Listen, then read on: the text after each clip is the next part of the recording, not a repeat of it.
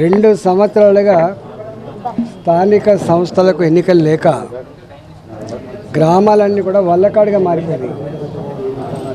బల్బులు పెట్టేటోళ్ళు లేడు, మురికి కాలువలు సాఫ్ చేసేటోళ్ళు లేరు. గ్రామ ప్రజలకి ఏదైనా అవసరం ఉంటే పట్టించుకునే నాదులు లేడు.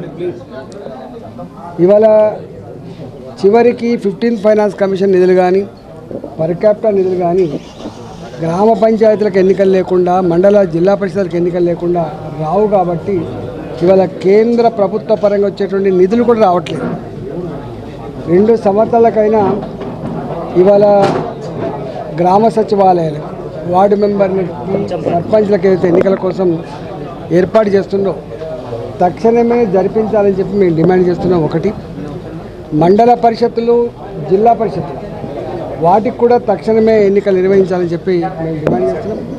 భారతీయ జనతా పార్టీగా తెలంగాణ వ్యాప్తంగా ఈ ఎన్నికలు పార్టీ గుర్తు మీద జరిగే ఎన్నికలు కాదు. కాబట్టి ఇవాళ బీఫామ్లతో సంబంధం లేదు. కాబట్టి గ్రామంలో ప్రజల మధ్యలో ఉండి ప్రజల సమస్యలు పరిష్కరించే వాళ్లకు, ప్రజల ఆశీర్వాదం ఉన్న వాళ్ళకే దీనిలో గెలిచేటువంటి ఆస్కారం ఉంటుంది. కాబట్టి ఉన్నంతలో ఇవాళ మేము కూడా 25 ఏళ్ళుగా ప్రజాక్షేత్రంలో ప్రత్యక్షంగా ఉన్నవాళ్ళం. కాబట్టి తెలంగాణ వ్యాప్తంగా మాకు అంతో ఇంతో పరిచయాలు ఉన్నాయి. కాబట్టి అత్యధిక సర్పంచ్ సీట్లు గెలిపించుకోవడం కోసం మేము తప్పకుండా భారతీయ జనతా పార్టీగా ప్రయత్నం చేస్తాం.